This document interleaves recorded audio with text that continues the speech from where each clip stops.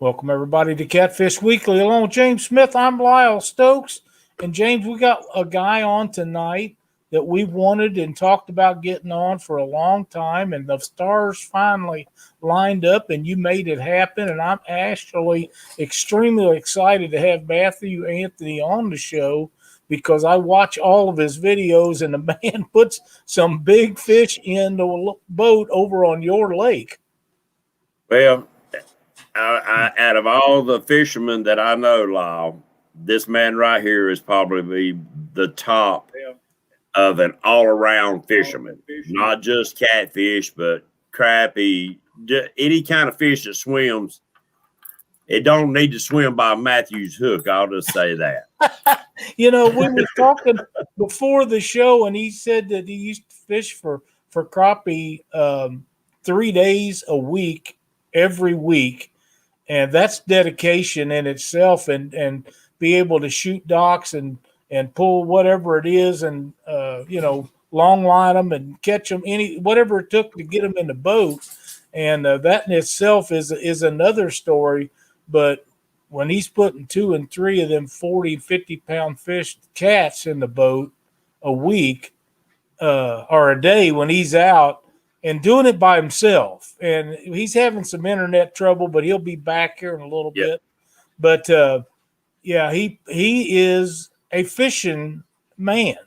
That's all there is to it. And in my mind, for your area, especially on the lake he fish, he's a legend. Oh yeah, I mean, I'm gonna tell you what, Lyle. If Matthew decided to say, "I'm gonna pursue tournament fishing," you would probably have a lot of people quit tournament fishing. I mean, that's just no joke, because he's dedicated. He's put the time on the water, and he something that I really want to go over tonight once we get him in here is dedicating to journals and tagging and learning about that fish, what to do, when to do, and how to do. So he's one of those people that covers the bases. And when you do that, it's hard to beat that man. Well, it is. And for me coming out there in April to fish your tournament, I wonder if he'd let me sneak in and take a look at them journals. It might. Hey, I'm going to tell you what, though, Lyle. If you would ask him, he probably would. He probably would, but I wouldn't do that because it wouldn't be fair. But, the guy, if you keep journals, and something I should have started years before, you can go back to them each year, and it may not be exactly the same, and your time of water temperatures may be off a week or two, one direction or the other, but you've always got a general idea what's fixing to happen and where it happened at, what condition it happened in. And I think that that's something that's really, really important, and I wish I'd have started doing it a lot sooner. I'll tell you what, while he's out, you want to go ahead and call out some names while we at it? Yes, sir. I'll bring him in. He's getting ready to come in, but we'll go ahead and do that. Mike Greenwell Fishing, Brad Becks, Get Hooked on D, Mexicat Fishing, Lynn Leeper, Skip Stewart. You got a few of them there, James? Yeah, the Bullock Experience 2 stands. Creole's in the house.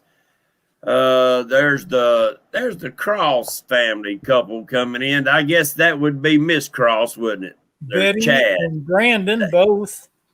And my favorite name, the Catmandu Outdoors. Catmandu. That's my first boat.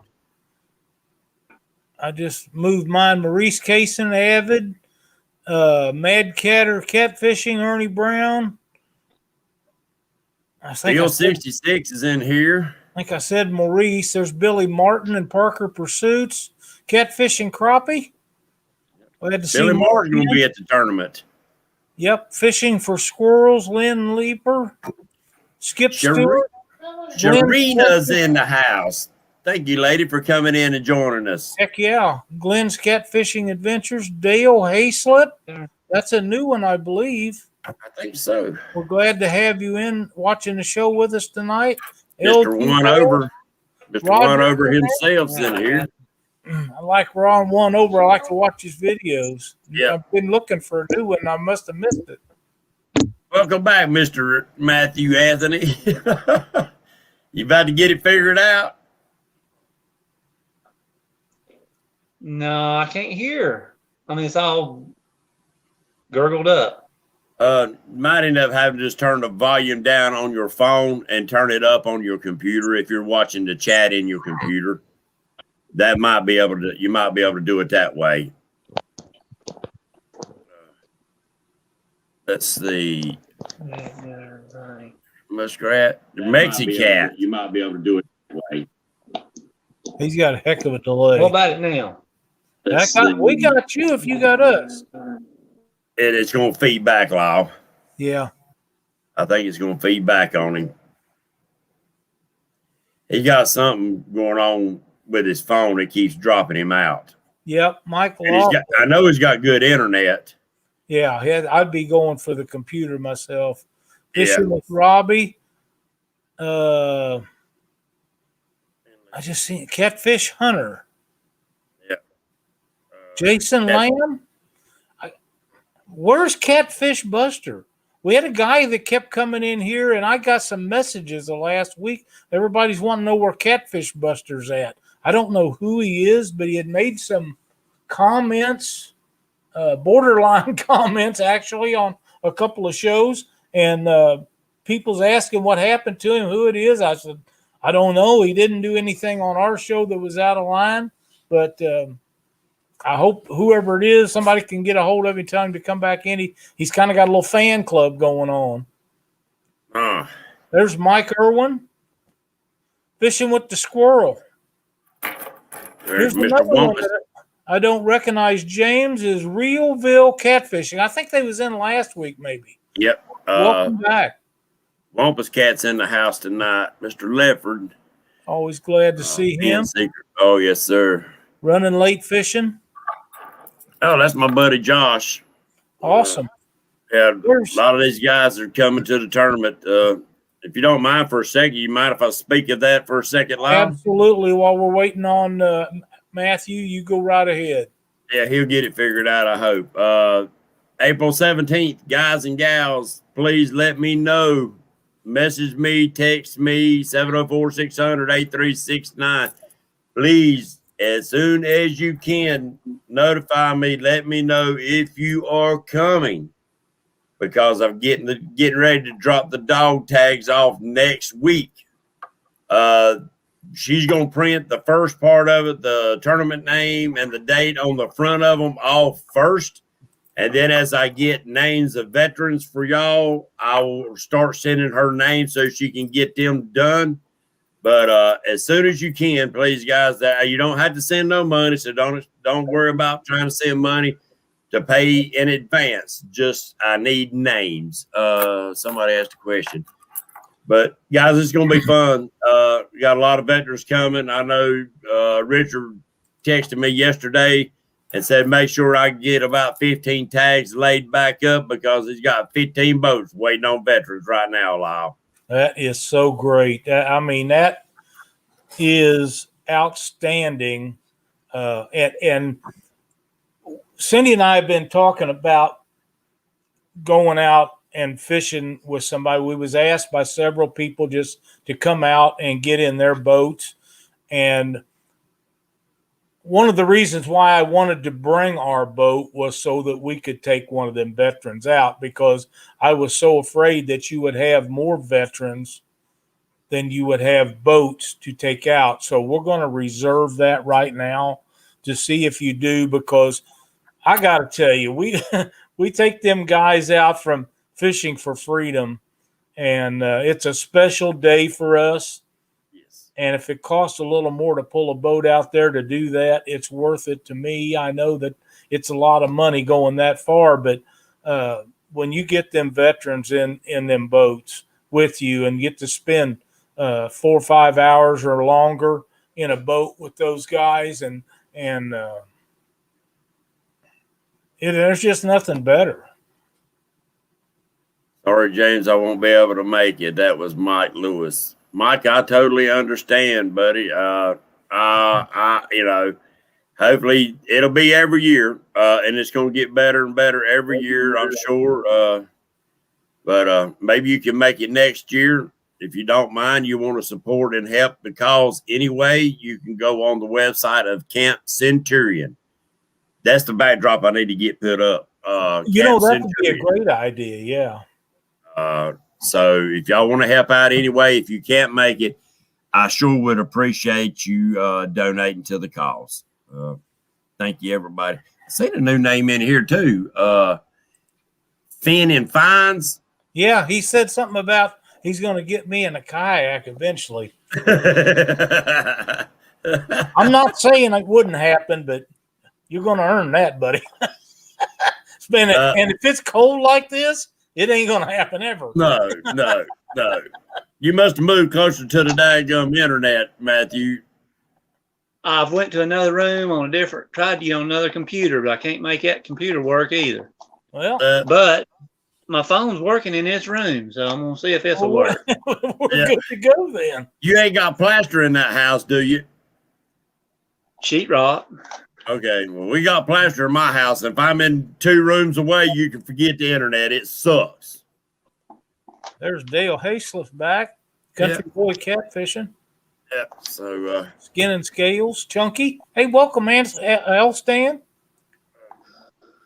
Matthew, we do appreciate you coming in and joining us tonight. I know you had to run around the house till you found the right spot, but I do appreciate you working hard and getting it done.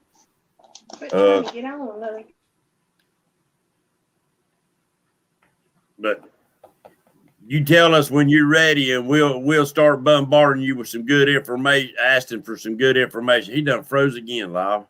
There's Ace. Yeah, he has. But we're going to keep doing it. Palmetto. Yep. I have to say, up there he is. He's still here. I don't know what's happening. I can't figure it out. Right now, you good. So you mind if we start throwing a few questions at you before we lose you again? Okay, if it'll work, we'll try. Okay. Well, I mean, if you want to, tell us a little bit where they can find you on YouTube and Facebook, your YouTube channel and stuff.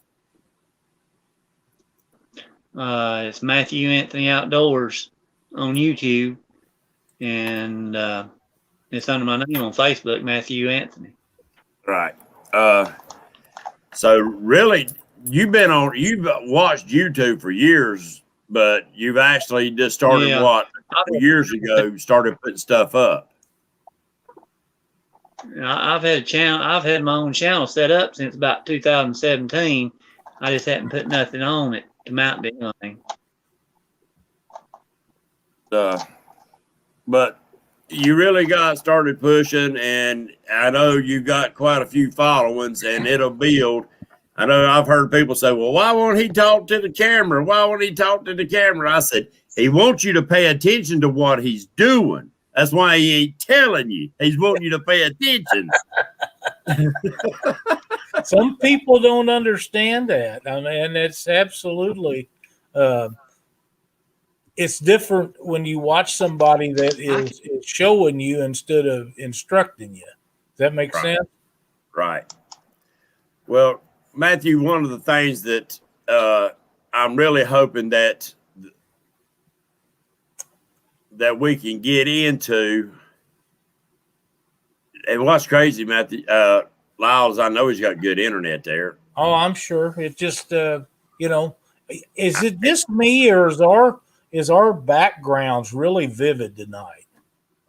They look like they're really vivid tonight. Yeah. Last week, your background was kind of fuzzy.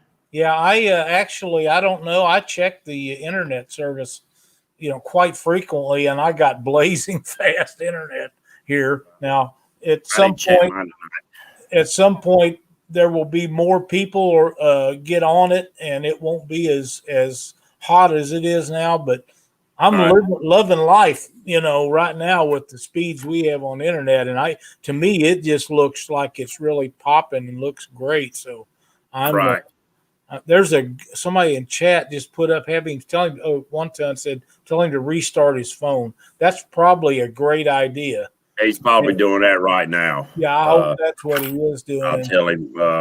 But Yeah, guys and gals, what I'm really hoping to get into is hold up a minute. Man, chat's flying. While you're doing that, James, I want to tell these guys something. This is show 360 on our Monday night show. 360 Catfish Weekly shows as we do them on Monday night. Now, if I'm correct, and I believe that I am, this is the 500th overall show that we've done, including our remote shows and different things where we've been to different tournaments and stuff and done them 2 or 3 days at a time, fishing for freedom videos and all that. So 360 Monday night shows. James, that's a lot. Yeah, it is. Yes, it is. It seems like a lot to me. That's to me, that's an accomplishment. Yeah, that's a big number. Yeah. And like I said the other night, there's a lot of people that we can contribute to that has helped us along the way to get to that point. Yes, sir. How are we doing now, Matthew? All right, let's try this. I've done something different. All right. Okay. I've hooked onto my Wi-Fi through my phone, and I'm trying to do it straight through the Wi-Fi. That's probably going to take care of it then. It probably will. Now, but what I was trying to explain, the reason I was wanting, some of the main reasons I was really hoping to get you in here, not just because you're a great fisherman and you catch a lot of big fish and a lot of good fish and consistently, but the importance of keeping notes and journals and stuff like that. If you don't mind, talk a little bit about why you keep journals and some of the things that you do keep journals on and the importance you find that helps you most about keeping those journals. Yeah, well, I usually try to keep notes on every trip. Every time I come home, I sit down and write down notes. You still got me? Yes, sir. Yeah. Usually, I try to write down the water temp, the weather conditions, which way the wind's coming from, the area I fish, what times I fish it, and then I write down what kind of fish I catch that day, big, little, how many, anything that I think that I can think of, I write down after every trip. And then I've done that since 2011, I think. I've got them wrote down. I use a notepad to write it in, and usually I can write a half a page sometimes. Like a notepad. Right. Sometimes it's half a page. I write down stuff. Some of it ain't that big a deal, but if I think of it, I'll write it down. I write down whether the front's coming in, front's going out, if I've been right out of the front, cloudy, sunny, windy. I write down all that. And then the main thing I like about it is I can go back last year at the same time, see what the water temp was, where I was fishing at, and what I caught. And then that gives me a starting point when I go fishing next time. See, that makes sense. Right. So like last year, we was fishing in 2 foot of water at the end of January, 1st of February. Well, now we've had a lot colder weather this year. So you'd be able to use them journals to maybe drop back another year and find the weather about the same as what it is right now to help you figure out where the fish is moved to, couldn't you?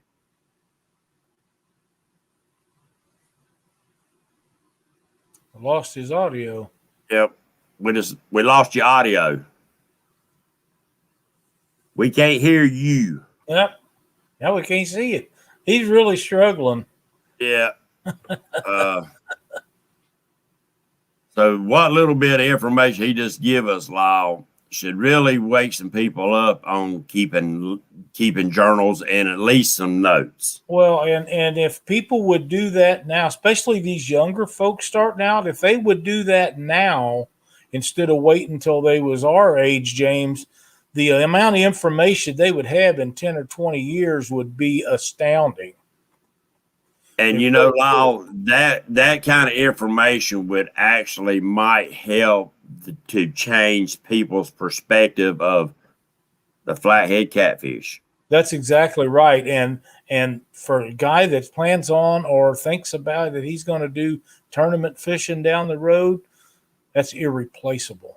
It really is. Jade Clemens, thank you. I'm glad you love Panfish Weekly. That's awesome. Yeah, he just messaged me. He's going to order some floats from me. He's going to wait till the new ones hit the market. He wants one of each to start out with. Yeah, that's a pretty good deal there. Them new ones are going to be outstanding.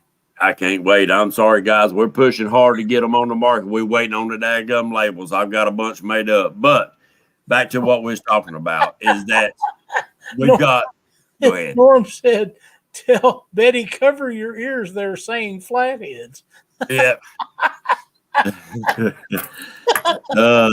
They have been called all kind of crazy names, haven't they?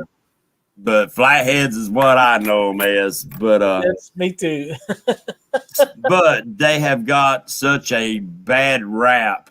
If guys and gals, if you've never seen it, there's a video out on the flathead catfish in Florida. And if that don't change your perspective on the flathead catfish, I don't know what will. And it ain't on how to catch them. It's on the species itself. They said that they was invasive. They actually stocked them in Florida, didn't they, Lyle? Yes. They stocked them in Florida, and because of all the panfish, they had tons of brim and stuff in there, or bluegills, whatever you want to call them. And then all of a sudden, the flathead catfish knocked a dent in them. And the pan fishermen raised Cain. They tried to eradicate the flatheads and was very unsuccessful at doing so. You can't do that. And then all of a sudden, they got to noticing the brim was making a comeback, and the numbers came back. But the weak fish was no longer there. The size of the bluegill increased dramatically. Yep. Had a very strong stock of panfish. What happened was the flatheads, they knocked a dent in them, but they thinned out the weak and dying. That's right. They got the good ones lived and survived, and the ones that was poor genetics, they didn't make it. No. We've got a guy in chat, Turner Fishing. Now, if that's who I think it is, it's a guy that makes him and his dad make jig supplies and sell them, and he makes some really, really informative panfish videos for especially crappie, or crappie as you guys call them, which it doesn't matter to me. They eat the same regardless of what you call them. The Catfish Hunter wants to know my PB. It's a 44-pound blue, which was probably tremendously underweight. I caught it right off the nest of spawn. It had a head of a 60-pounder, but it had a body of a 44. And my flathead is 37. So I hadn't got to fish much lately. I got to break that law. This is the year to break my PBs. Yeah, I'm thinking this is going to be a good year for everybody. I'm really looking forward to it. That must have been him. He says, "Hey, Lyle, so I'm glad that you made it to watch our show. I'll be talking to you about some stuff here in the near future." See what Woman's Cat just said? Yes, sir. Crap. I'm going to learn some stuff when I make it out there in April. I feel it coming. Oh, yeah. Wampus calls me every once in a while, and I enjoy visiting with him on the phone. He tells me about he's working on his boat and his kids. And thank you, Mad Cat or Catfishing. Thank you so much. We appreciate it. And I enjoy visiting with him. It's kind of like me and you when we start talking. And he's just a really cool guy. We got to get him on here, man, for a whole hour sometime. And just, if nothing else, just to shoot the bull. Yeah. He's back. Can we hear? Can you? Can we hear you? Can you hear us? Yeah, we got you. Can you hear me? Yeah. Yeah, we got you. I restarted my phone to see if that would work. There you go. Yeah. Sometimes when you start throwing much on there and it ain't used to having that on there, you might have to restart it to get it going right. But now, as far as the journals, you also keep, like the depth you catching those fish in too, right? Yeah, along with the location. Right. Now, so you've been keeping them since 2011. That's a lot of good information, Matthew. What would you recommend for somebody getting started? I feel for him, but I've been there myself at different areas. He's getting ready to get aggravated. I imagine. And I would he's a good Christian guy, and he don't cuss or nothing, so he's probably getting ready to bounce that phone off the wall.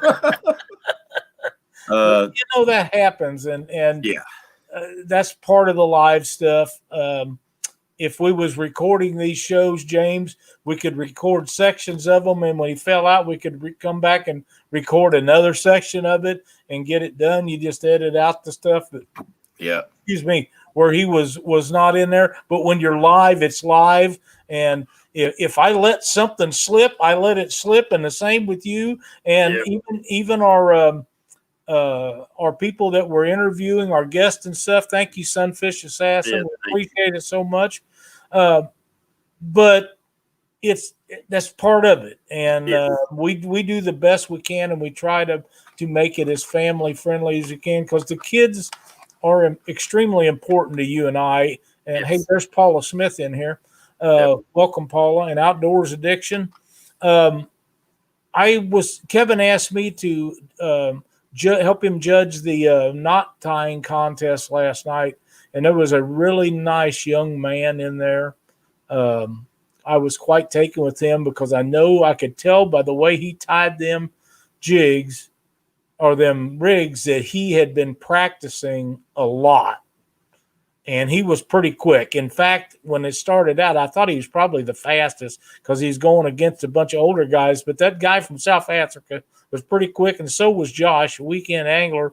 The guy that won it was consistent all the way through. He just was. He didn't have the knots and stuff getting messed up in the paracord, which just to be able to tie a paracord, that's something in itself. But I was really taken with that young man, and he won him some stuff.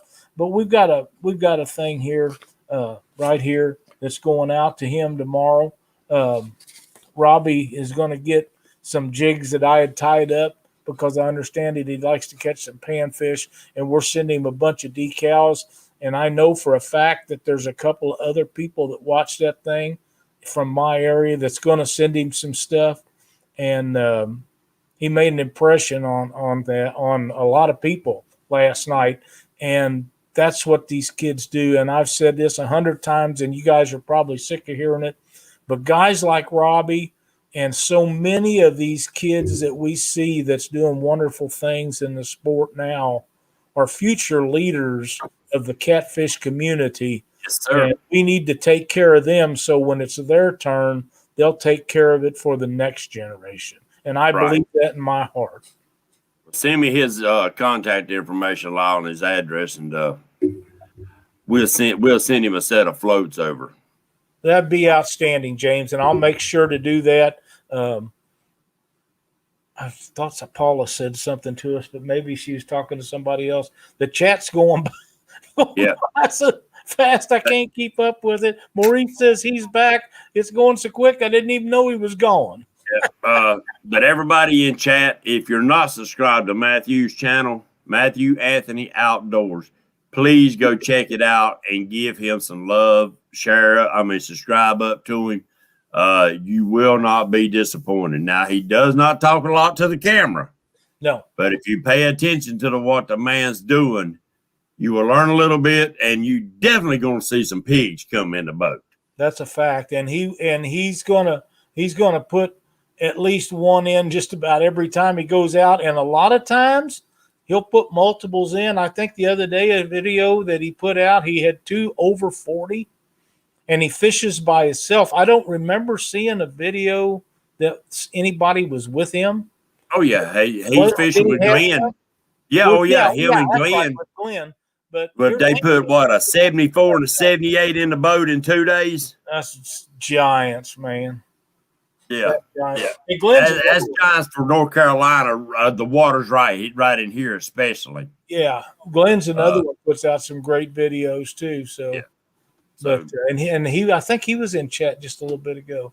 Yeah, I enjoy Glenn. He's good people too. Yes, you'll see, Lyle, when you come down here to the Carolinas. There's a lot of Southern hospitality that will be shared and spread around. Jason Lamb said he caught a 33 and a 47 this past weekend. Congratulations. Yes, sir. Yes, sir. There's Lee Reed. We still getting, and I know Lee was in here a while ago, but I'm not sure if we mentioned him or not. Is why I brought that up. Matthew's really struggling, folks. We had been counting on him being in here. SK Crappie Fishing Adventures, but we didn't know he was going to have these kind of issues. But it does happen sometimes, so bear with us. If we can get him back in here, we'll talk with him some more. And if he can't, or he just gets aggravated and stops, I understand that because I've been through that, and it's a terrible pain. But you know what? James and I will keep going for a while and talk about something.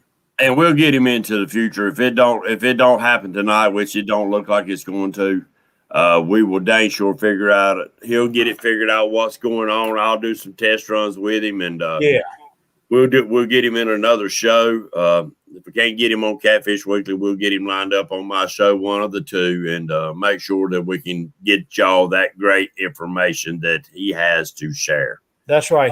There's Sean T Outdoors. The information that he's going to share with you is something that a lot of people should listen to and try to replicate, because you'll learn something from Matthew, and he's extremely successful. So if a guy like that's always worth having on the show. Yeah, and one thing about him, Lyle, is that you really have to pay attention, guys, especially, and not just from Matthew, not just from just talking about Matthew, but anytime you go out with older veterans that has put a lot of time on the water, sometimes it ain't that they don't want to tell you some of those little tricks of the trade, but they have become second nature, and they don't even think about telling you about it. It's That's something right. that just comes natural, like breathing to them. So they don't really say nothing about it because it's already second nature. So it ain't that they're trying to keep it from you. So you really got to pay attention and ask questions. If you see something you thought, well, I didn't even know nothing about that. Ask why. That's exactly right. It's just like when I go fishing with just you, for an example. If you do something that's different for me, I want to know why, and I'm going to hound you till you tell me why. Because if it'll make a difference the next trip out for me, it's worth hounding you to get that answer. And there's no way that you can go fishing with anybody that you're not used to fishing with and them not do something different than the way you do it. Yeah. The first time I went out with Matthew, Lyle, I had hit a daggum slump. I couldn't put a freaking fish in the boat to save my life. I've lived that Matthew life. called me. He said, come on, come with me. And he broke it. I mean, I forget how many weak fish we put in the boat. We put some good fish in the boat. And it broke my curse, but I actually, when he started setting up his planers and stuff like that, I just stepped back out of the way and watched, because I was more in the way than I was a help. Yep. Even though I'm an experienced fisherman, I was more in his way than I was a help, because he has a certain way that he does things every time, and he's a big time drifter, guys. Now he will anchor when the time calls for anchoring, but he's a big time drifter and dragging. Dieter, he's having internet problems trying to keep him online. So I'm sorry, guys and gals, but we'll make it happen. He really is trying hard. trying hard for about 15, 20 minutes before the show actually started. So, Dieter, I know you can appreciate that because he's a really cool guy. Of course, you already know that. You live out there by him. Folks, there's over 100 people watching the show tonight, and we've only got 62 likes. Is there any way we could talk you into giving us a few more? It sure means a lot to the analytics of the show if we can get all of the likes we got. Now, if you don't like what we're doing, I understand that. But if you like what we do, we really appreciate it. And if you haven't subscribed to our channel, please do. And don't forget, on Thursday nights, we'll be doing Panfish Weekly. We had Babe Winkleman on last week. It was a great show. Enjoyed visiting with him, and he's already agreed to come back in a couple months and do another to see how the show's going. But we're going to have Brian Broswell on the show. They call him Bro, and he's a great guy to be on there. And we're going to be doing that Thursday night at 9 Central, 10 Eastern. Have I got that right, James? Yes. We need to get Babe on Catfish Weekly to talk about catfish. Yeah, we're probably going to do that. He's right now, he's got a bunch of things going on, right. And he's getting ready to move his daughter into doing some of the stuff. But he will probably do that for me once we get the second Catfish Weekly or Panfish Weekly show done. What a cool guy. There's nobody that's got any more experience in the fishing world that I know of than the Babe does. I mean, you're right, Dieter. I should have just told Matthew to come here to the house, and we could have set up right here. Never thought of that. Yeah, I mean, it's a good little drive back to his house in the dark, but I mean, he would have done it. I know Matthew, he would have done it, but I don't want to take him from his family. He might have been eating supper right before he'd come on here, but if we can't get it to work out next time, that's what I'll do. I'll just bring him here to the house, and we'll set up and run the show here. Yeah, and we got a little female that's supposed to be coming up pretty soon too, ain't she? Yeah. Ted's daughter, Jory. Before long, she gets her schedule lined out at the hospital she works. That ought to be fun. I see Eric Massey is in here. Guy local to me, lives builds a great jig builder. If you guys get a chance, go check out Eric Massey Jig Company. He's on Facebook and YouTube. Makes some awesome panfish jigs, mostly crappie. He's a big crappie guy. And you can watch his videos, and he gets home late at night, like 2 o'clock in the morning when he gets off work, and he makes these jigs up and records these videos, and his grandson waits up till he gets home. And I'm guessing that grandson's probably 8-10 years old. And once in a while, he'll say something. Most of the time, he sits there and watches Grandpa build the jigs. So, yeah, that's cool. That somebody in here, Realville, said that they got their floats today or yesterday. I'm glad you did. I guess it was today. Yesterday was Sunday. I appreciate you ordering, and I hope you enjoy them. But these crappie people, they need to go check old Matthew out. Now, you want to talk about a dog shooting son of a gun right there now, buddy. I've never been there that successful with it. Lake Wiley's got a lot of my crappie jigs stuck on docks and stuff. Yeah, I understand. Paula Smith says everyone in chat and Catfish Weekly are making a huge difference for the good in catfishing. Thank you so much, Paula. We appreciate that. The people in chat that follows all these shows make a difference in all of our lives, and we all appreciate it. I know that it's not said enough, but it's a fact that everything that they do to help us make these shows go is really outstanding. So we do appreciate you guys watching them. It means the world to us, and as long as we're able to do it, we're going to keep doing it, aren't we, James? Yes, sir. 2 old vets. Contact me. I can set you up with them now. My stuff come in to make the trolling floats, but it will not be with the new ones. It will be the old ones until my logos come in. And Lyle, I got to thinking about that, and you can tell me if I'm right or wrong in my thinking. Do you think that I just need to make that as an add-on instead of actually making a dragon float? just make it an add-on that they could pay a couple of dollars and get the add-on to the float where they could add it to the ones they already have? That's the question. I don't know. I don't know what to tell you about that. I'm just curious. I'm not sure. I'll have to tell you. Good with that. I will talk with Junior about that, Proctor, because he knows.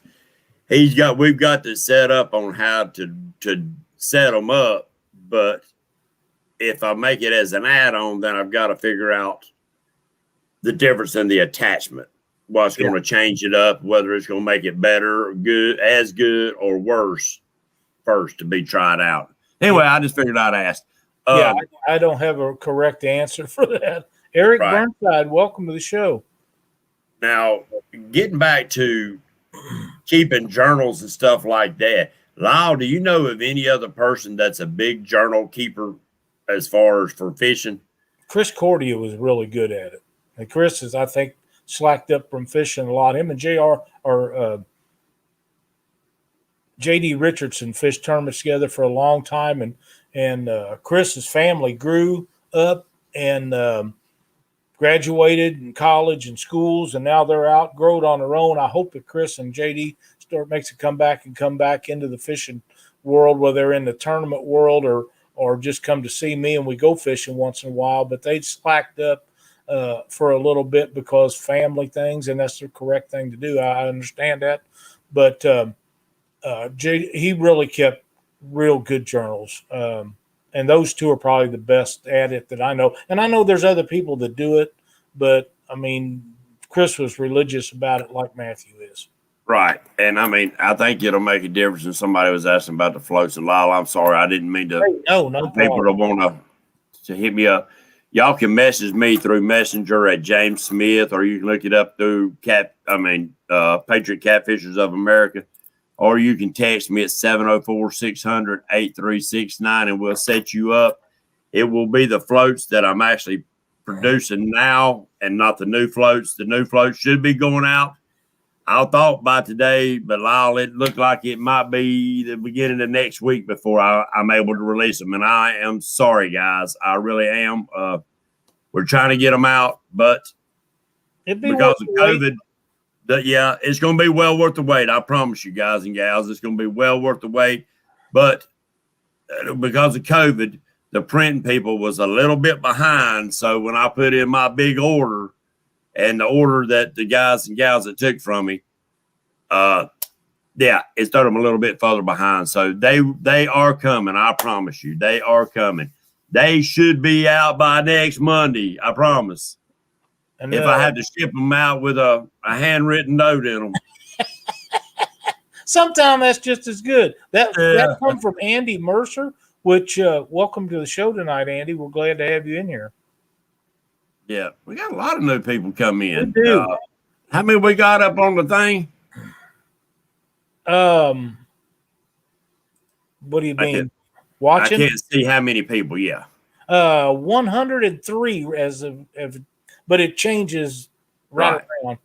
It was higher a while ago and then lower, and then, it just kind of averages out. But Green Machine Outdoor says, I log my trips using a Google form if anybody wants me to share it. And I will tell you, Catfish and Crappie says, I don't need no stinking label. That's pretty good. There is several of those things online. You can just Google it, and it'll come up with deals to keep track of. I got 2 or 3 of them laying around here. I don't know whether I'd be able to lay my hands on them right now, but they ask everything in the world. They even ask some stuff that I wouldn't consider relevant, but it must be, or somebody wouldn't have wanted it on one of them forums. So you can take that as you go. There's Mike Chavez. Skip Stewart. Lyle, that is a good idea. That's almost as good as tagging, because that is a lot of great information that is open to the world to see. If people leave the fish lies out of it. That's right. There's Matthew, you're back. I'm back again. That's all right. We appreciate you staying after it and working hard to get in here with us. I didn't know if your phone was going to survive that one or not. I'm on a different computer now. I'm on Wife's computer. We'll see how that works out. I told him, I said, Matthew's a calm, cool, and collective guy, but I didn't know if his phone would stand up against bouncing off the wall in there or not.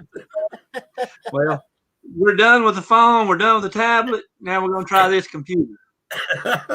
Dieter says a fishing log with weights links is worth more than tagging, and I would agree with that. Unless you're looking for growth rates. But I don't know about Matthew, but me and him talked about Dieter and his tagging. Dieter's got Dieter lingo. And only Dieter knows how to read that lingo. Oh, he's probably wrote in chicken for cursive. They got some kind of special code there at the end of some of them, and it's just little letters. You don't know what their code is. Yeah, he's got a reason for his stuff that he does. That way, in his mind, he knows what it is. He might not tell you what it is, but he knows. Oh, he's got all kind of funny faces. Yep. Yeah, you look like we got you back in real good there, Matthew, and I hope it stays up for you. I believe it will, because we actually can see you a lot better now too. Yes, sir. So yeah, the Dieter lingo. Right. There's a little bit of delay in you talking, but that's okay. We can work with that. But back to you keeping your journals. Me and Lyle was talking a little bit about why, when, who, and how. Is there times that these journals actually maybe misled you or actually put you on fish that you normally might not have caught? I don't think it misled me. I'll look back at them like 2 or 3 years at a time. Before, like I was saying a while ago when it cut me off, when I get ready to go fishing, if I was going tomorrow, I would go back and look the last 3 years, the closest to that date, the last 3 years, and see what happened each time. And then that'd give me a general idea of where to start when I get there. And it probably helps you choose what boat landing you're going to go out at on that certain lake too, right? Yeah. Yeah, that.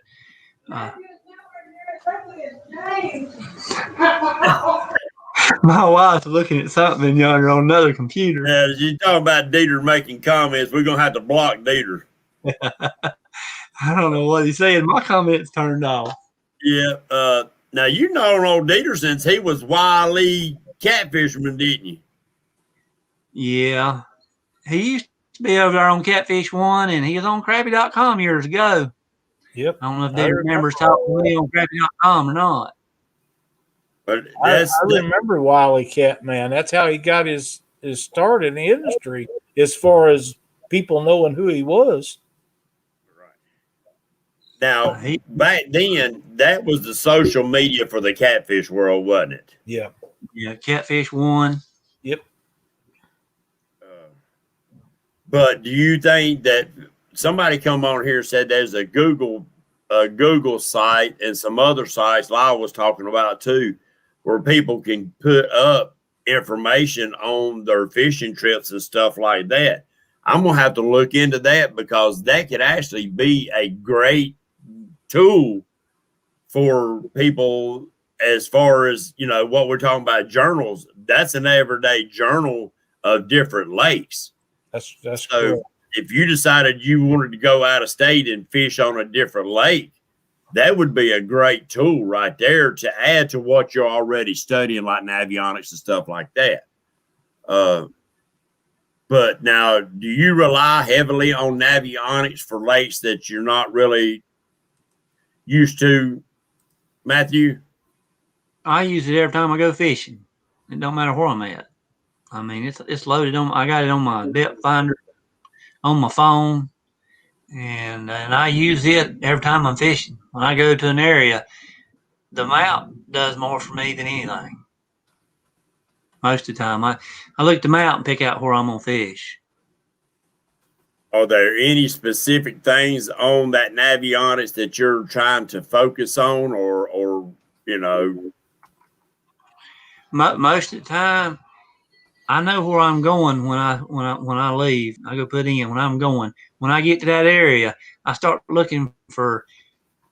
Most of the time, I first start looking for some kind of structure, either a good drop off, channel edge, and I usually start there. And then if that don't work, then I'll pull away from the channel edge and either get in the channel or I'll go up on the flat and start dragging on flats. But most of the time I start out working the channel, and without that Navionics, you wouldn't know where the channel was at. Right. And there's little deviations in that channel that could actually hold fish where the rest of it wouldn't, ain't they? Yeah, that could be, that channel could be going along just as straight, and all of a sudden it does this here, makes a dip in where it steps in and back out, and the current coming this way. If you follow what I'm saying, the current coming down, there's a dip out. The current coming by, them fish be in that little place where it dips out, just setting right out of the current. Log map is used years ago to log my crappie trips to make it easier to find dates that you fished. Huh. That's a good idea. SK. But now your main thing is dragging. What changes? Let me try to word this right. What changes from a day that you say, well, I'm gonna drag today, to, well, I better not drag today, I'm gonna put an anchor down? Well, I like anchor in two places. That's either real shallow. You know, if it gets less than 10 feet, I ain't dragging in it. I'm going to find me something to anchor on. And so if I'm going to fish less than 10 feet, I'm going to anchor. And then if I'm in a river channel and I got some current, I'm going to anchor. If there's no current in that river channel, then I'm going to probably stick to dragging. Terrell wants Matthew to, Lyle to ask a question. I'm sorry, Lyle. I don't mean to talk too much. No, I've got a guy, Terrence, has asked me if I quit tournament fishing, and then he wanted to ask me to say something. Well, I typed it in there, but chat's going so fast, he must have missed it. Last year, Terrence, the COVID stuff canceled most of the tournaments we was going to go to, and the ones that it didn't cancel out, we was not comfortable to go to. So I'm not saying that we're done, but we're probably not going to push the issue much until they get this COVID stuff under wraps, just simply because I'm too damn old to get it. That's, I believe we had it this early in the year, because we had all the stuff and it went on for a month. Oh, you guys remember, in last of December, 1st of February, through January into February, that I was sick just for on and on and on. And I don't want that again. So if they don't get that under control, it might be all before you see us. But we have a plan with Mark with Catfish and Crappie, and we're going to try to do that one with him this year. And we'll see. We'll get some more in if they get this under control. Well, there's nothing to worry about, because I can't go to a place like that and not walk up to people and shake their hand and be personal with them. And if I can't do that, it's not as much fun for me. So I'm sorry to interrupt you guys, but I wanted to. Terrence is a great friend of mine, and when I see him, I want to shake his hand and give him a hug, because he's just a cool guy to be around, and him and I have got along for a lot of years, and I would hate for anything to change that. Right. You got any questions you want to ask Matthew right now, Lyle? Can I see your journals when I come out there for that tournament this spring? I'll bring those there if you can read my writing. You might not read my writing. Oh, no, I was just kidding. Some of it might be code, kind of like that stuff Dita put over beside his fish. It might be in code. I watched you catch them 240s the other day. That was a great video. How often do you put out your videos, or what's the plan at putting them out? I ain't got no plan. When I got time to mess with them, I've been busy here lately, and I ain't had time to make a video. Okay. I've been fishing. I've been going fishing, but some of the stuff that my camera's running every time I hit the water now. I keep it on all the time. But some of it, if I ain't got time to do anything and there ain't no real big fish on it, I just delete it. I mean, now all over because can we touch on your GoPro running all the time? Do you have that set on loops, or do you have it hardwired into a battery? It's running off the boat battery. I've got an adapter, and it's running off the boat battery, so it can run all day long. And I've got the GoPro, the Hero 4. Mm-hmm. I got 3 or 4. It might be the 3. Well, that's really good quality. I set that thing up. I set that thing up 3-4 years ago, and I don't remember that going back and looking at it. But mine will run all day long on a 32 card, on a 32 GB card. 32 gig card.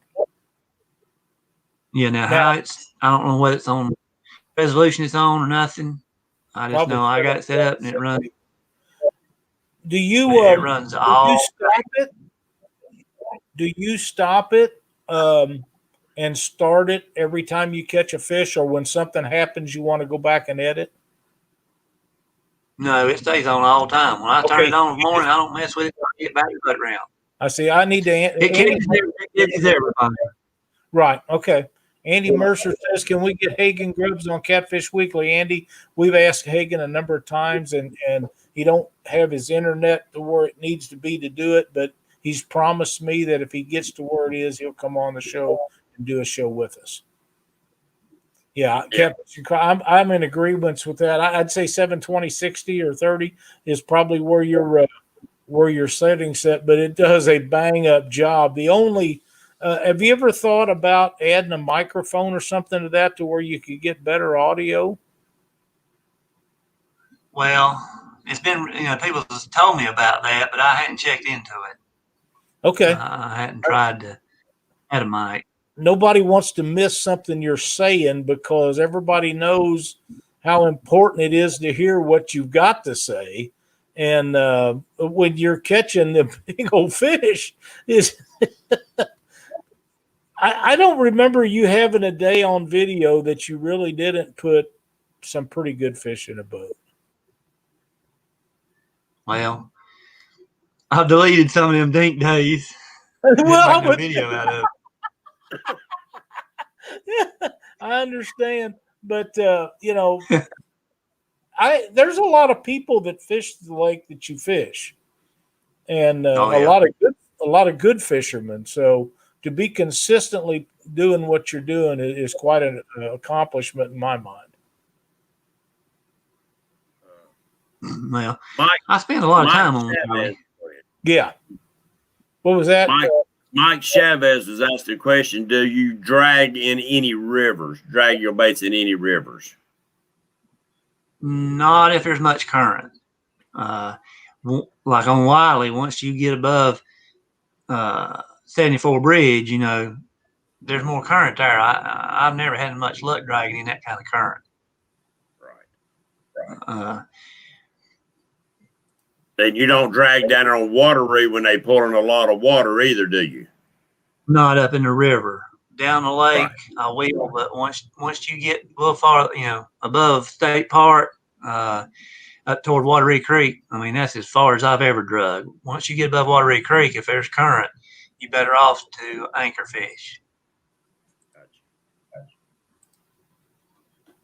And that's where a lot of my bigger fishes come from, is anchoring up there in that current. Yeah, you and Glenn 2 years ago put some pigs in the boat up there in that current. Yeah, that was a good year. That year we had some real nice fish. Glenn put a 74 in, and I had 2 or 3 over 60. Wow! But now last year it wasn't as good. Or we missed them one. I never figured out what happened, but last year was warmer than it normally is, Last year it stayed warm.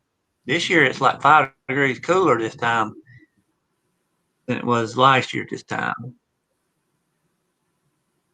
Have you noticed a change in Wiley as far as the flathead population? I don't know what's changed, but I know I'm catching more of them. What does that mean? I don't know if it's something I'm doing that I started catching more, or is just getting better. I don't know which it is. I know the last 2 years I've caught a lot more flatheads. Now, Lyle, you fish a lot of rivers and you fish lakes also. Mm-hmm. Do you ever drag baits in that current, or do you pretty much, you spot lock instead of anchoring? But yeah, a lot of times. But yeah, I do drag baits, and I know guys that actually drag them up the current at different times, depending on what they're doing. I personally don't do that, but I'm not doing it.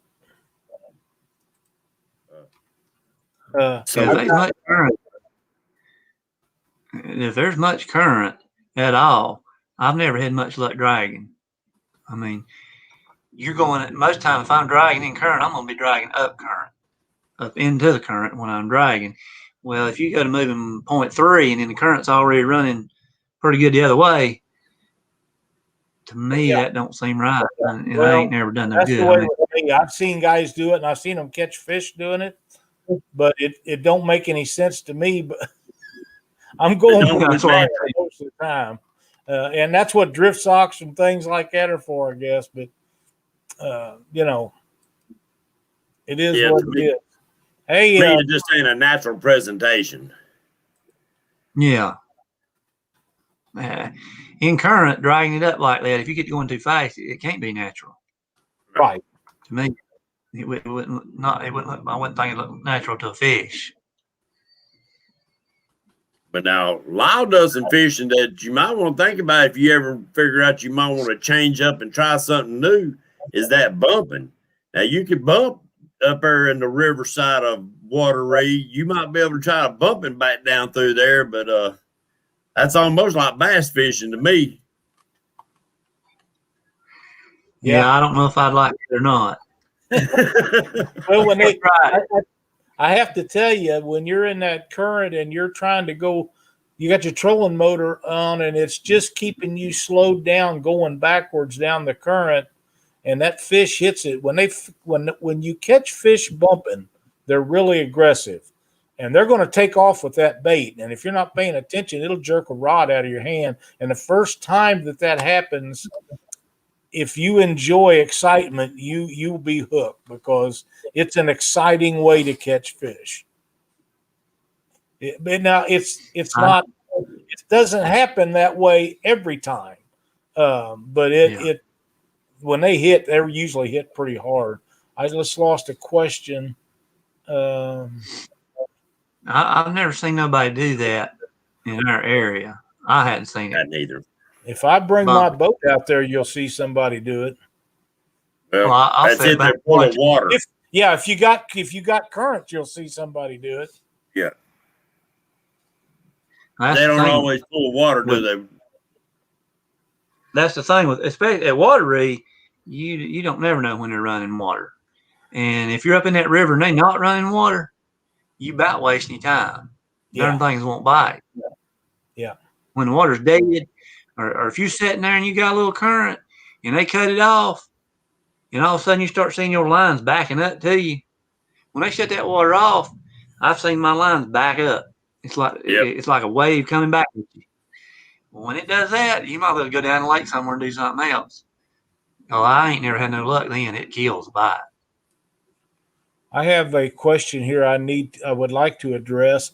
Andy Mercer says, Lyle, question, when you spot lock, do you think the fish hear the trolling motor? Well, Andy, my answer to that is in the river systems with current and the new trolling motors are so quiet, I don't believe they do. When I'm on the Mississippi and the Missouri River and I spot lock, there's so much current and so much noise, I don't think that they notice that. But now when I'm on Lake Ozark and Truman, they do hear it.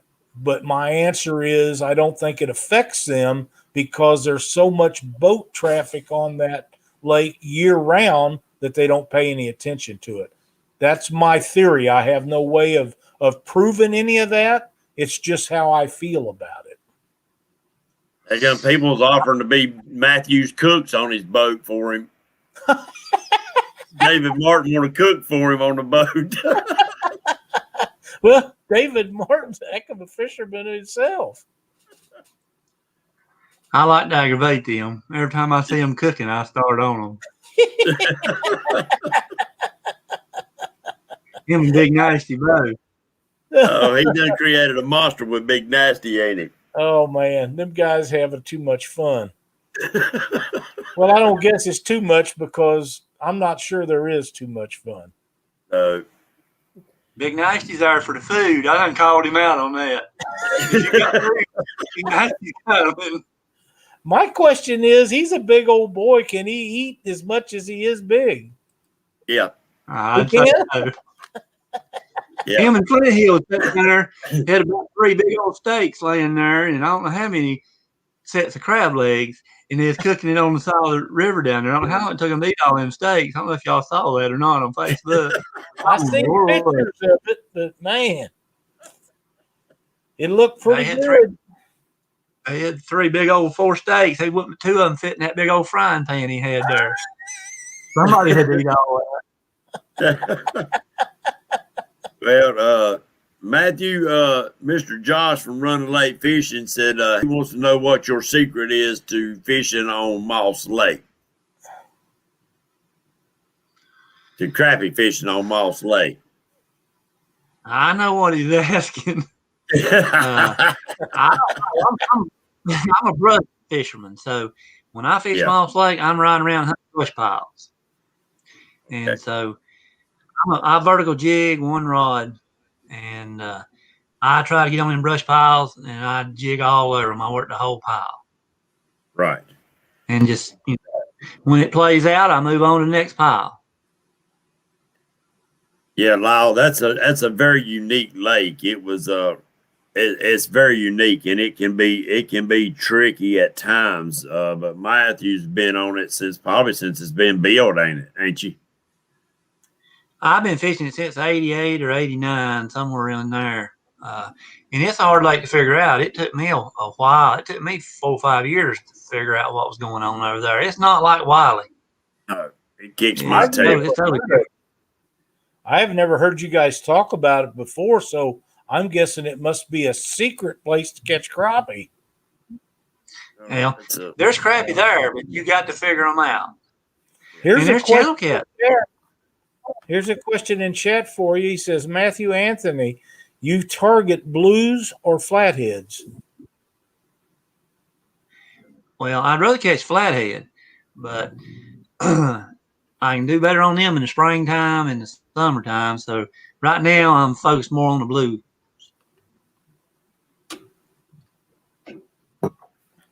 Yeah, that Moss is it's a very unique lake. It's the one I was telling you about, Lyle, that has that algae bloom at night. Right. That'll come up from the bottom. I would love to talk to somebody that knows something about that. That's the craziest thing I ever seen in my life. You can't go over at night and use a depth finder. No. It just blacks your depth finder. Wow. Daniel Ishmael says, while in a river current, if you have an anchor line out, will make noise also. And that is correct. That is correct. Oh, a wind. Yeah, I never thought about that. Team Cam Mayo Catfishing. When I'm dragging. Joining us. Go ahead, Matthew. When I'm dragging, I'm using that trolling motor to pull my bait. I think those fish hear that trolling motor when I'm dragging. You bet. I just don't think it has much effect on it. And if they're that finicky, that's when you need to have them lines a long way behind you. And if they're not, you can drop them right over the side of the boat if they're feeding heavy, and they'll take it right then. Yeah. You seem like you do better dragging.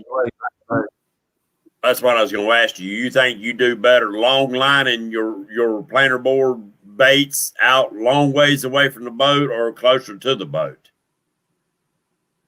Further out. I like to get them out as far as I can. When I throw them out the back, I'll let height spool out. And when I put out planer boards, I run 3 planer boards on each side. And when I cast that rod out, I let it sink, and then I'll give it line 3 or 4 times before I put the board on. So I'm throwing more than a cast length out and then adding line, then putting the board on and working it out. And that's getting it away from the boat and farther behind the boat. Yep. I agree 100%.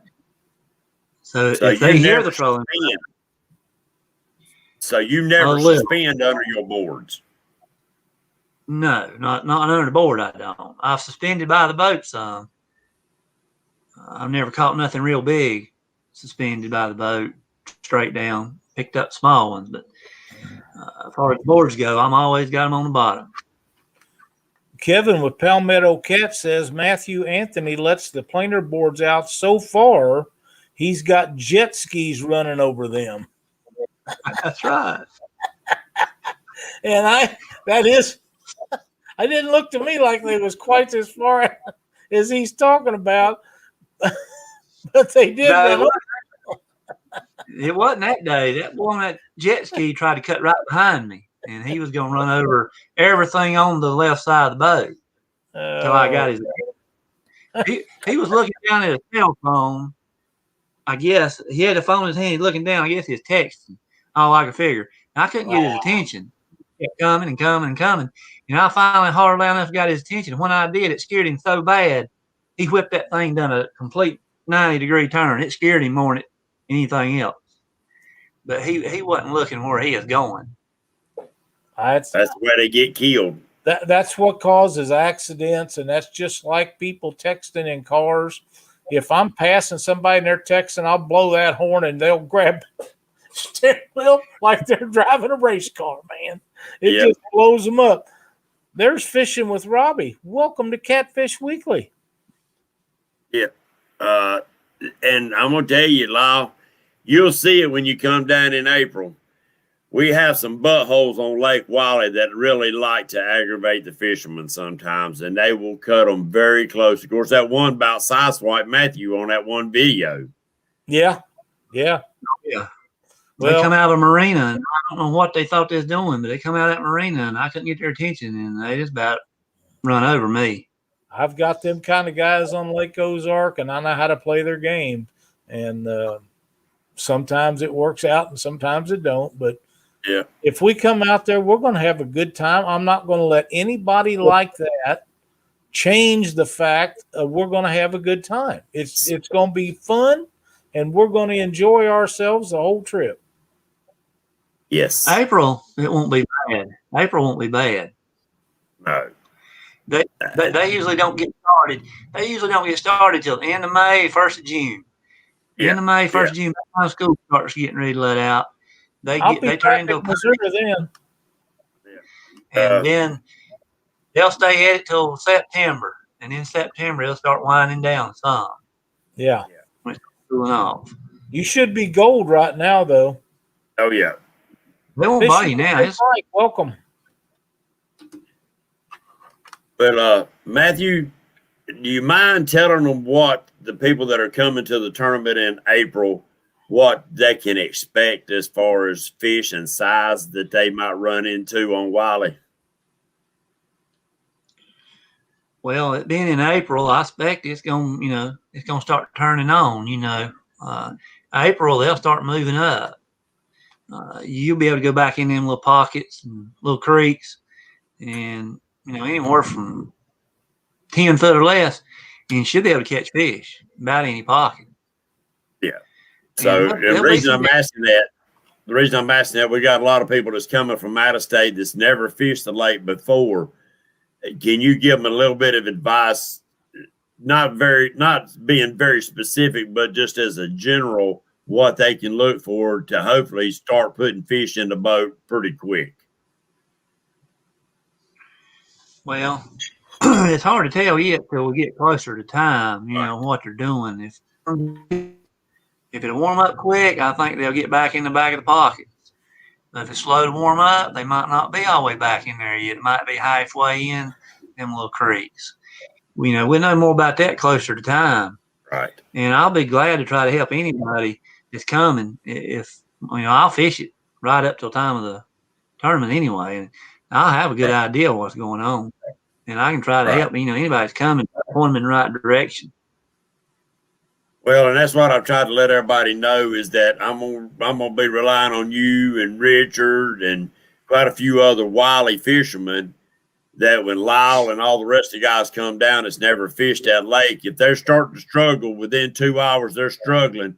I'll be calling up you or other people and say, hey, look, these guys are struggling. Can you point them in a good direction to even get started? Because we want everybody to catch fish.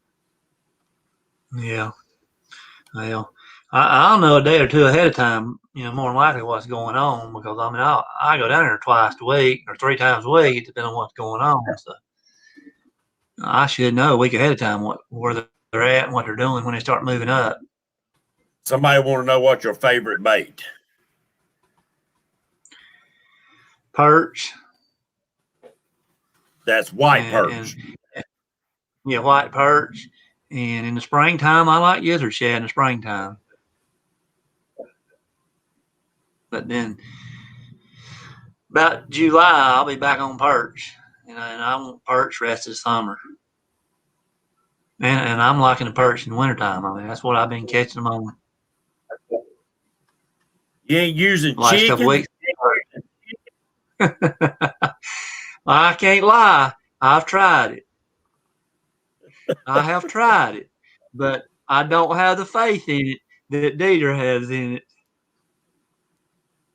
Yeah. You sound more like me and Lyle on the chicken part That's of right. it. Terrence Springs says, just call him. He will put me on the fish. Terrence, thank you so much. When I come out there, you're going to have to be around where we can get together. That's just all there is to it. Yes. Well, hopefully you're going to be out here for a week or so, and hopefully some of the rest of them that's coming from out of state and stuff is going to be here for quite a few days, and we might have to figure out a day that we all might can meet somewhere and go have a sandwich, a steak, or at least a cup of coffee to sit down and just shoot the breeze without the worry of having to hook up the boats and go fish right then. Yeah. Yeah, that sounds like a plan to me.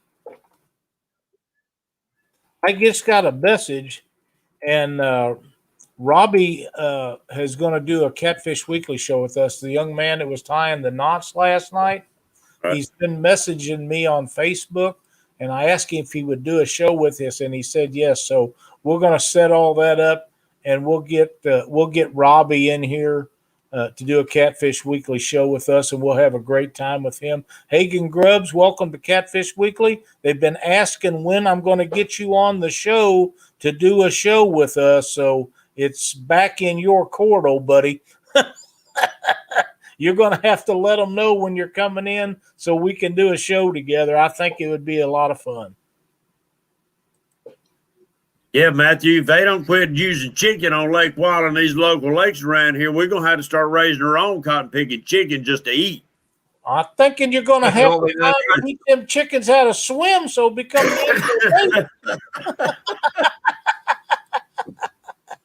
Well, the chicken ain't showed me nothing yet. All I can say, the chicken ain't showed me nothing yet. Purdue's gonna have to raise their prices. They're gonna be a shortage of chicken, ain't they? Dieter must be getting a kickback from him or something. I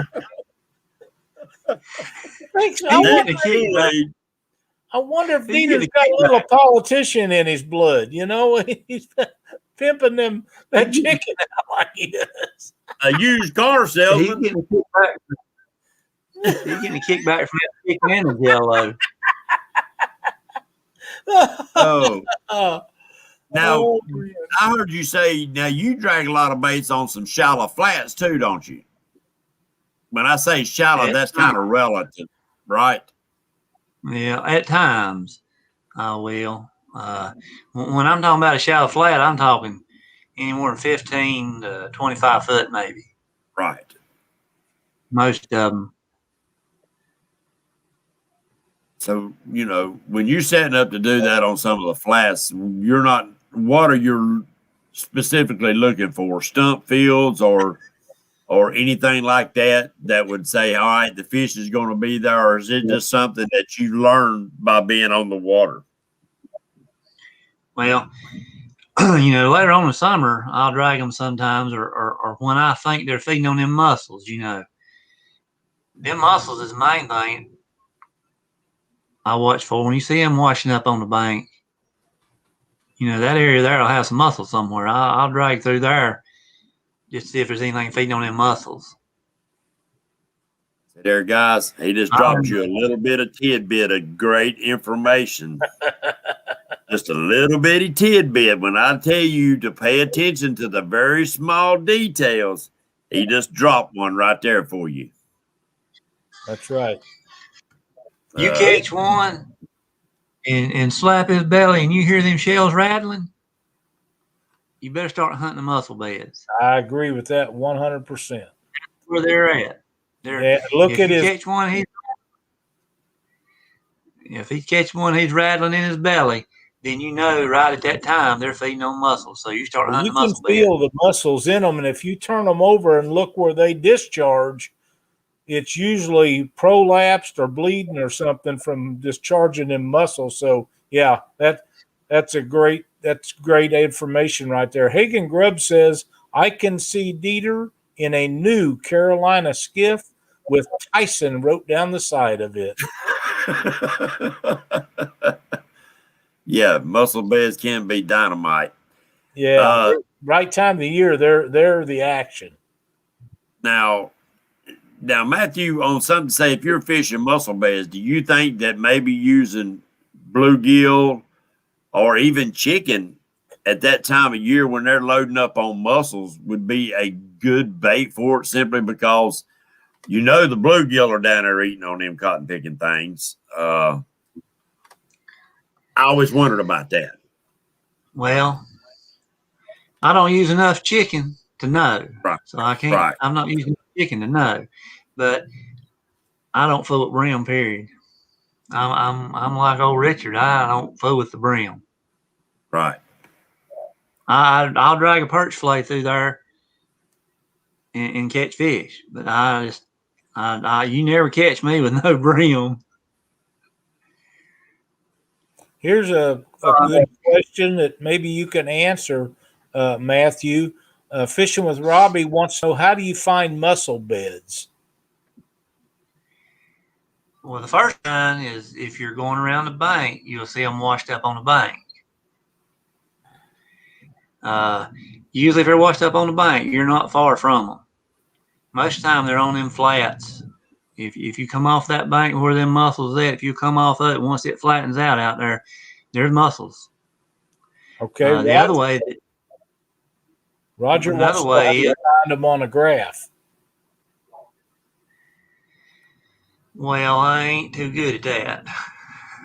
I mean, the best thing you can do is if you near them, you know, I've anchored out there in front of them sometimes. And when you pull the anchor up, if you're all over the anchor, you know you're in the mussel bed. Yeah, that's true. That's true. All you got to do is smell that anchor, and it'll let you know real quick if you're on that mussel bed.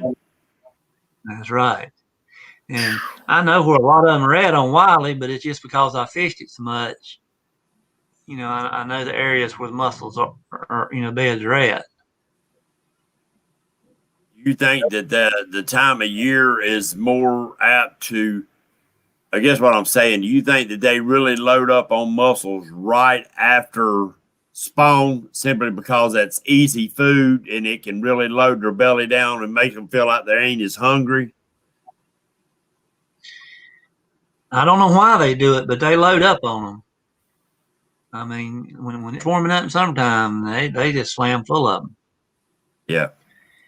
And you catch them all summer long. I mean, I think they try to, they'll feed on them to a certain extent all summer long. Right. Probably a lot of high protein too. Yeah, I noticed, I've learned so far that usually right after the spawn and stuff, it's like they just gorge themselves full of them. And I always thought it's because they're so hungry when they come off a spawn that it's easy food and it's something that'll fill the belly because, you know, they eat shells and all, and then they extrude and get rid of the shells. So I'm sure that fills their belly up. You will catch them and get them back, and they'll pice them shells out in the boat before you can get them back in the water. Yep. They'll crap them out in the boat. Chris Flores has made the show tonight. Welcome, Chris. He says, chicken soaked in clam juice over a muzzle bed. Might work pretty good. I was getting ready to say, that might be one of them tidbits that everybody's looking for. Thanks for sharing, Chris. Yep. You just never know. Do you think that Wiley has took a big dent in the size of the channel cats that compared to what we used to catch years ago? Oh yeah, they ain't nothing like they were. We used to catch some goods, and I've not seen a white bass since I've been back fishing again. Have you? They got gone in the early 90s sometime. The white bass did. We used to crabby fish down in the early 90s all the time at night. And we caught some big old channel cats. They'd hit them minnows. When we used minnows, them big channel cats just used in the wrong place. And that was all you catch was them channel cats. And they're no size now like they were back then. No. Here's another question for you, Matt. We didn't have no blues. We didn't have no blues then either. Or I never caught no blues back in the 80s. So, the blues are there. I think channels are suffered. Yeah, probably so.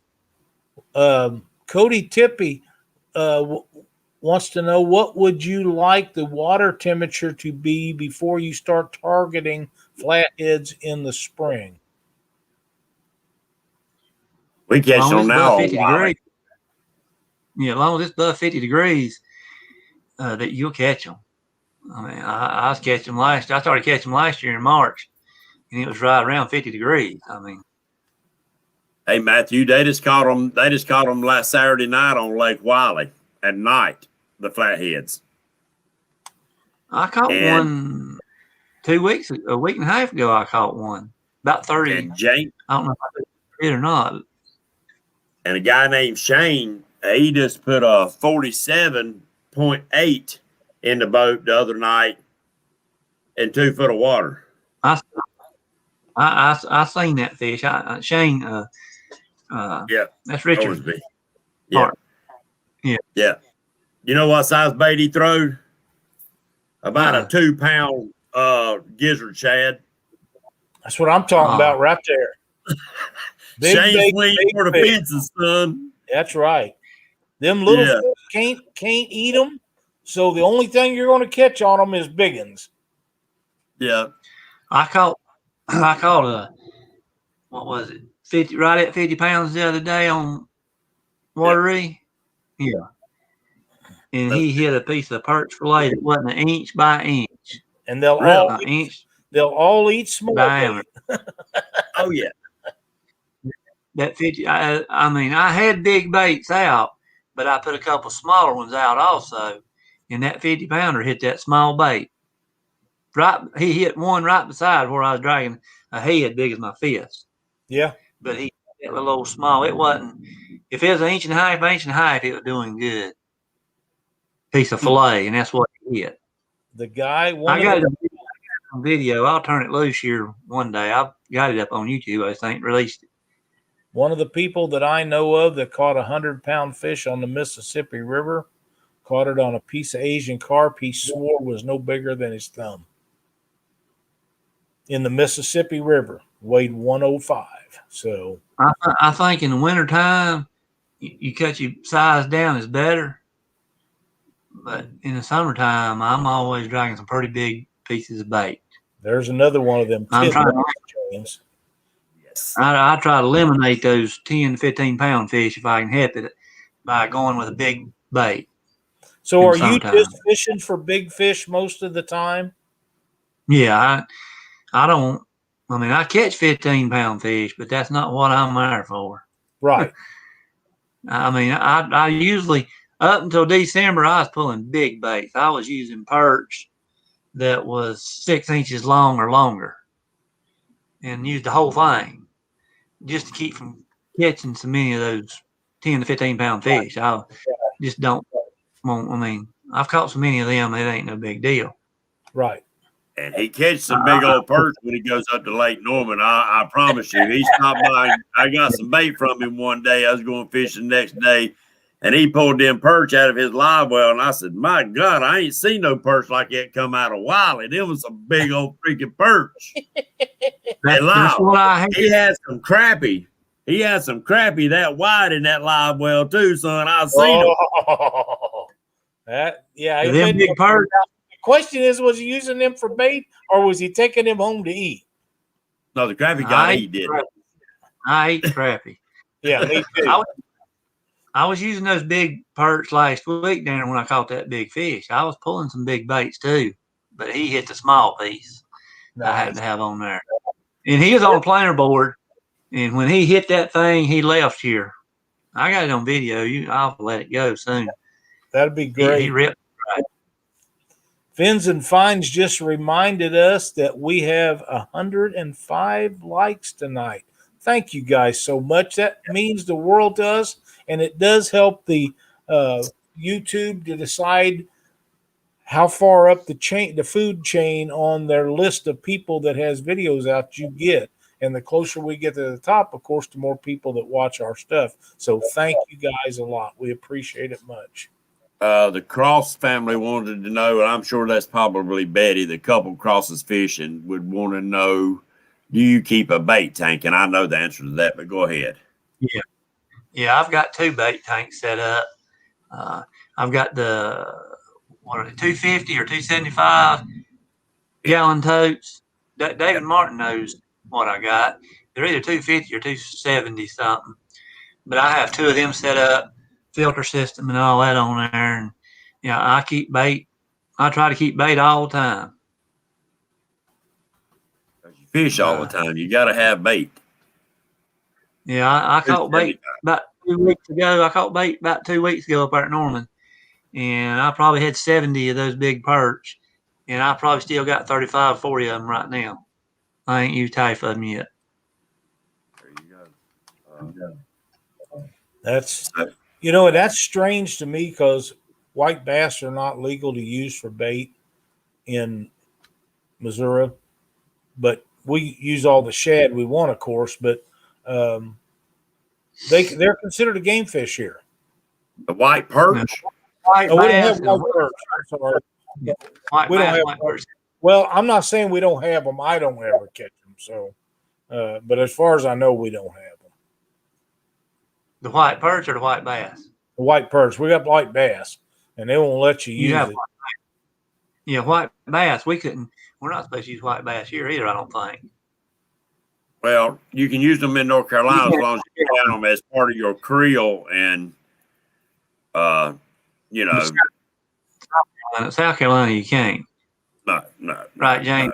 No. Right. Yeah, South Carolina, you get caught, they'll bust your tail. So anybody coming to the tournament, I don't use bass anyway.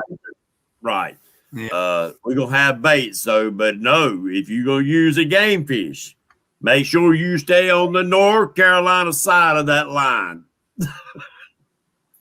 That's the reason I don't ever use bass or crappie is because I might be in South Carolina 1 minute and 15 minutes later I'll be across the line in North Carolina.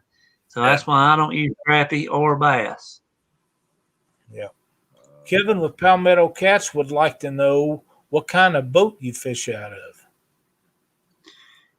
It's a Targa 18.5, them 19-foot Targas. Mine's a 05. I bought it new in 05.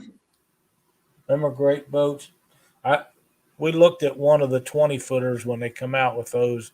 Almost bought one, and I about the time I come up with the deal, or the guy offered me the deal for the sponsor boats, and I didn't want to have one like that sitting around not being able to use it. And then they quit making the 20s. I don't understand that. My gosh, that 20 Targa is an outstanding boat. They went back to the 19s now. Ain't just 19s all they make? I think so. Yeah. Mine measures 18 sticks. That's what mine measures. Yep. And mine's 8 foot from bow to bow. That's, you can't in a boat. You cannot replace room. You just can't. And you can't replace a V front boat in rough water. You just can't. And that's not meaning that they're perfect for everybody. But I can't go back to, I will never have a pontoon. And I cannot go back to a flat bottom boat after having a V front. I'll never have anything else because I've been in water that was 6 and 8 foot swells on them that I shouldn't have been on, but you get caught sometimes. And I got back safely. And if it had been anything but a V front boat, we would have never made it. There's reasons for everything. I tell Cindy this and she just rolls her eyes at me. There's reasons for nearly everything that I do. And that's from age and experience. And after having some of the things like that, I can't go back to them others. Not that it's not perfect for other people. If, Kevin loves his pontoon. My brother had a flat bottom John boat. He loved that thing.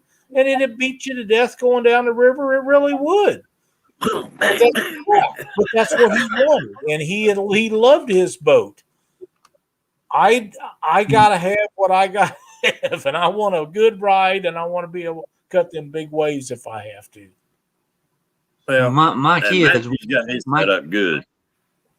Yeah, my kids went fishing with me when they was little, and I bought that boat because it had high sides. Mm-hmm. Because my boy was fishing with me, and he wasn't 6, 7 years old. And he loved to reach over and play. And I bought that one because it had the high sides because of my boy going fishing with me. But my kids are grown now, so they ain't none of them going fishing with me now. But that was the purpose at the time because I liked that. That was the only boat I could find in this area with a high enough side. It had the highest side of anything at that time. I never will forget Cindy tried to talk me into getting a pontoon. She said, we could take the family out on weekends. I said, how are you going to pull that thing to Memphis and to Alabama to tournament fish out of that thing? Well, by the time you get where you're going, everybody's already been there and caught all the fish and gone. I said, if you want to do that after we get done tournament fishing, we'll discuss that. But they just won't work for what we're doing. And I said, besides that, when we go fishing, it's just me and you. I don't want all them other people on the boat. I started out on. Thank you, David Martin. We appreciate it so much. I started out on a pontoon in the early 90s. That's where I started catfishing on Norman in the early 90s on a pontoon. And I fished on that thing for about 3 years, me and my uncle. And I figured out I didn't like that pontoon. Well, one of the things about pontoon is, like I mentioned earlier, you can't replace room, and they have plenty of room.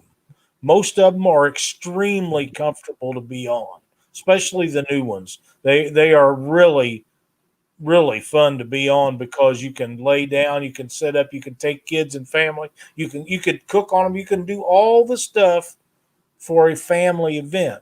But in our world for so many years, we was tournament fishermen, and we was going all over the place. And you couldn't pull one of them the distances that we pulled. It'd take too long and too many crazies out there to do that. Now, possibly we could be all right with having one, not fishing as many tournaments as we used to do. But they do look fun when you can roll back underneath one of them. It's got a metal enclosure and take a siesta in the middle of the afternoon. I'd probably be all right with that. Yes. When Lyle, if you stagger around like me and old Wampus Cat does, pontoon's probably about the safest daggum platform that you need, and you just learn to deal with the downside of them. I tell you, I see some on Lake of the Ozarks. Boys, I'm telling you right now, They are super nice. And to tell you the truth, there's some of these fishing boats that won't outrun the ones up the lake. Hey. You know, some of them boys up there run 30, 40 mile an hour, maybe more than that on Lake Ozark. And they don't put out a lot of wake. I don't have near as much issues with the pontoons as I used to, them ones that only go 5 or 10 mile an hour and throw the big old rollers at me. These new ones, they'll get on down the way. They don't mess with you. Well, when I finished with that little 20-footer and put that daggum third tune underneath it and set that 150 Yamaha on there, she ought to scat pretty freaking good for a 20-foot pontoon. Should do it. Fishing with the Chad. I just now seeing you, or you been in here the whole time? I think he's been in here. Lyle, we're working on an hour and 45 minutes, my friend. We done kept Matthew probably longer than he wanted to be on here, but I mean, I've really enjoyed having it, and I knew I would if stars would line up to get him on here. Matthew, you're outstanding guest on the show, and we have thoroughly enjoyed having you on here. Well, thank you. I'm fine. We absolutely would like to get you back. Do this again. Keep making those great videos and catching those giant fish. It does my heart good to see you go out on that lake that I know a lot of competent fishermen fish, and they all do well too. And then here you come in 240s in one day and 50-pound fish and bigger sometimes, and a lot of guys don't catch those size fish as consistently as you do. They just don't. And I want to see him on the Panfish Weekly too, talking about catching them crappie and different techniques that he uses on there.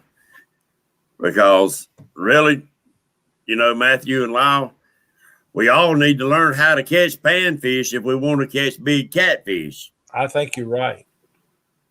I can talk about crappie all day long. I mean, I've done that. So we're gold then. I mean, I can talk about it all day long. I mean, we're gold. Zachary Taylor said, "Thank you, Matthew, for a good show. We appreciate it, Zach." We sure. Zach's been on your boat, ain't he? Yeah, Matthew. Yeah. Well, listen. I learned a lot from you, Matthew, and I thank you. I thank you for that. Let me check something right quick. What did you say, James? I missed that. I said I've learned a lot from you. You actually helped me break the curse I had a couple years ago. We had a good day that one day, and I do appreciate it. I want to let you know that it don't go unnoticed. I do appreciate everything that I've learned from you. And Lyle, Matthew was the first person to recognize me off of my channel. I was up on Moss Lake and we was done through, and he was you was coming out too, and he hollered across the parking lot, "Patriot James." And I looked around and didn't know him from Adam's house cat, but he was the first person to recognize me off my channel. Made me feel good. And, you know, yeah, man, I consider Matthew a lifelong friend, and he's welcome to my home at any time. And I know if Matthew says, "James, this is where you need to go, this is what you need to do," I can trust what the man tells me. Heck yeah. Heck yeah. That's awesome. And we appreciate it. And when we come out there this in April, I'm really excited about getting to meet you, Anthony, and visiting with you for a few minutes.